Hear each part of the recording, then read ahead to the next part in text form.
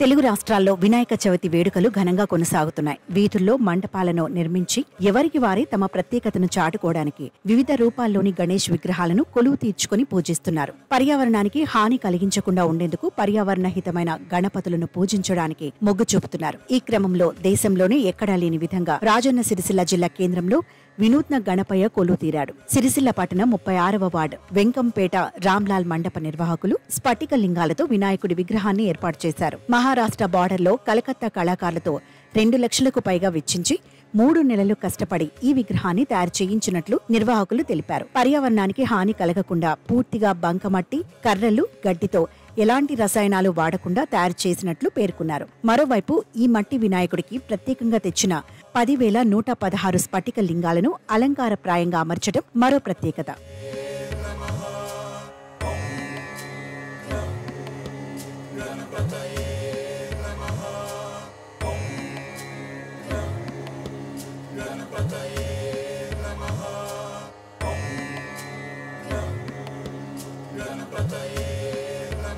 గత 17 సంవత్సరాలుగా వివిధ రూపాలలో గణేశుణ్ణి ఆరాధిస్తున్నామని మండప నిర్వాహకులు తెలిపారు. గత ఏడాది నుండి పర్యావరణ పరిరక్షణ కోసం మట్టి వినాయకుడిని ఏర్పాటు చేసుకుని పూజిస్తున్నామని తెలిపారు. అందులో భాగంగా రుద్రాక్ష వినాయకుడిని ఏర్పాటు చేసుకోగా ఈ సంవత్సరం స్ఫటిక లింగాలను అమర్చిన వినాయకుడిని ఏర్పాటు చేసి పూజిస్తున్నట్లు వెల్లడించారు. నిమజ్జనం రోజు స్ఫటిక లింగ గణపతికి పాలాభిషేకం చేసి విగ్రహానికి అమర్చిన స్ఫటిక లింగాలను ప్రజలు భక్తులకు పంచుతామని వారు తెలిపారు. కాగా తండ్రి శివయ్య రూపమైన లింగాలను అమర్చిన ఈ బొజ్జ గణపయ్యను దర్శించుకునేందుకు భక్తులు క్యూ కడుతున్నారు. సిరిసిల్ల రామ్లాల్ మండప్ 17వ వార్షికోత్సవం సందర్భంగా ఎప్పుడు ఎక్కడ లేని విధంగా స్ఫటిక లింగాలతో గణపతి చేయించడం జరిగింది. ఈ గణపతిని పూర్తిగా ఎటువంటి పిఓపి కానీ ఎటువంటి కెమికల్స్ కానీ యూజ్ చేయకుండా పూర్తిగా బంకమట్టి, కర్రలు, గడ్డితో చేయించడం జరిగింది. ఈ గణపతి సుమారుగా 10,116 స్ఫటిక లింగాలతో పూర్తిగా అమర్చబడింది. లాస్ట్ ఇయర్ కూడా మేము ఈ గణపతిని ఇట్లాగే పర్యావరణానికి హానికరం కాకుండా రుద్రాక్ష గణపతి చేయించాము. ఈ ఇయర్ కూడా ఇట్లనే స్ఫటిక లింగాలతో చేయించినాము. ఈ గణపతిని సుమారుగా 3 నెలల ముందుగా ఆర్డర్ ఇచ్చి చేయించడం జరిగింది. మా గణపతి యొక్క విశిష్టత ఏంటంటే పూర్తిగా మొత్తం బంకమట్టి, వెదురు బొంగులతో చేయించాము.